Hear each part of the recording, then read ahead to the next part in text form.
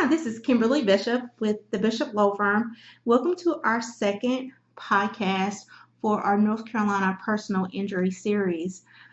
Today I have two guests, Jack and Sam. They're going to introduce themselves and then we're going to tell you what we're talking about. I'm Jack Keener, and I'm the attorney that does the injury cases here at the Bishop Law Firm. I am Samantha Couch-Moye, and I'm the paralegal that handles the injury cases here at the Bishop Law Firm as well. And today we're just going to have a conversation based on what are the best steps for an injured person to take after their injury. We're just going to have some question and answers. So the first question we're going to talk about is, after a person is injured in an accident, should you use your own health insurance to pay medical bills, or should you not use your own health insurance? A lot of our clients, they have to go to the emergency room, and usually when they go to the emergency room, the first thing that people do at the emergency room is ask them for their own health insurance. Is this something that an injured client should do or not do? I believe that it's 50-50. A lot of patients do have their own health insurance through their employer, but it could be self-insured, which means in return, self-insured could lead to a potential lien. That potential lien would have to be paid back from the settlement funds from the case being settled.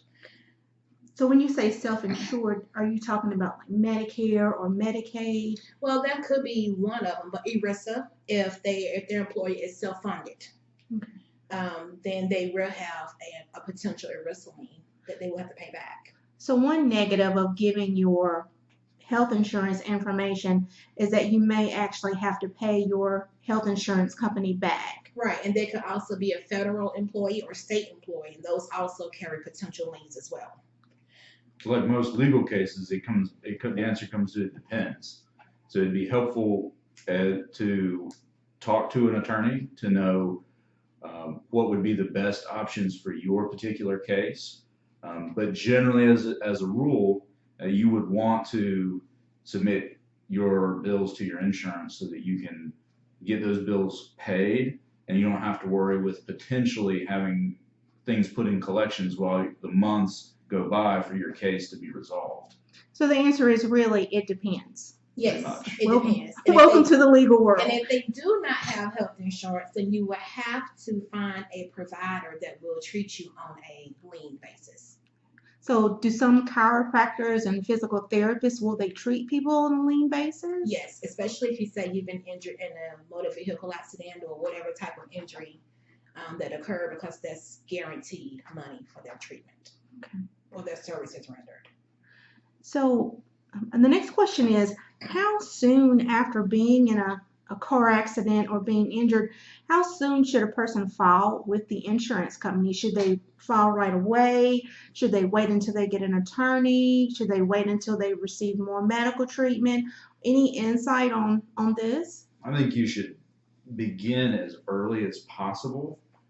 You want to make sure that you've had initially some medical treatment, because you may have to have a recorded statement with the insurance adjuster, and so they're going to want to know where have you gone for treatment, and that can help move it forward. But the more notice that the insurance company has, the more likely it is for you to get your case where it can move forward. And so everybody ends up on the same page. When you wait for a while, sometimes the adjusters can get difficult to deal with. They get more entrenched in whatever ideas they had. But again, it depends on what it is, on what the situation is that's going on. The more serious your injuries, you may not be in a situation where you can immediately file something. In that case, you may want to have an attorney that can go ahead and do it for you. And also, if someone was injured today, they might not feel the onset symptoms till 2 or 3 days later. So just because you was injured today and you may not feel it, it's still at least go get checked out within the first, 24 to 48 hours. I recommend more than an x-ray, because x-ray will not pick up also anything as well. Because x-rays are just, I believe, they're just bone. And a lot of times people need MRIs. Right. But as we know, emergency rooms really don't offer MRIs as the first round of diagnostics for car accident victims. Exactly. That's when your health insurance comes into play. Do you or do you not use it?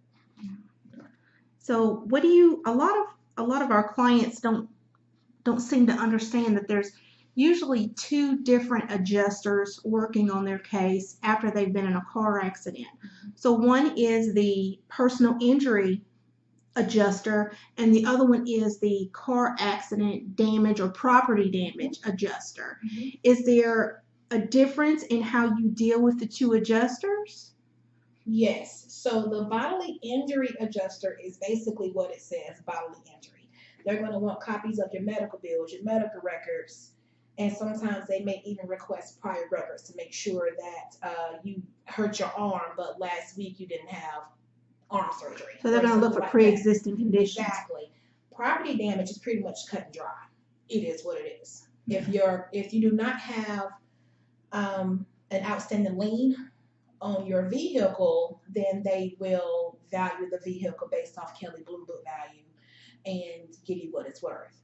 If you do have an outstanding lien, they will pay off to the lien holder what the value is, and anything remaining you may be responsible for if you're upside down in your loan or if you do not have gap insurance.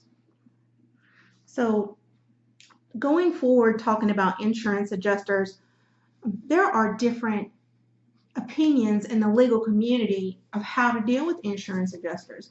I mean, some people will tell you not to talk to them at all. Some people will tell you to do full disclosure. Some people encourage clients to do recorded statements.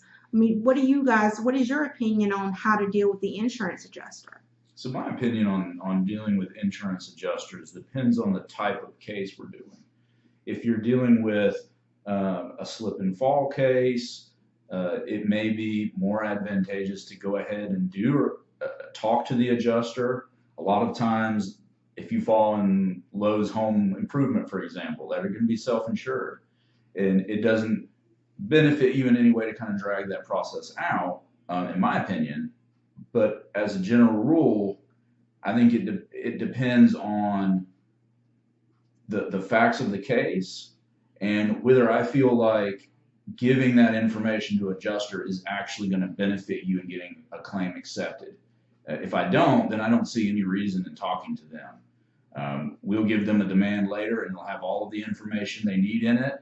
And then if they don't pay the money they're supposed to, we take them to court. That's the way the process is supposed to work. And I feel that oftentimes an insurance adjuster will use that as an excuse to twist and take around the words that you said to try and get out of what otherwise should have been a claim for them to pay for. So it sounds like you need to be careful when you deal with the insurance adjuster, because on one hand, if you don't tell them anything, they're not going to be able to approve the claim. And on the other hand, if you tell them too much or the wrong thing, they're going to use that to deny the claim. Yes. Mm-hmm. Okay. So, well, Sam, and thank you so much. Thank you.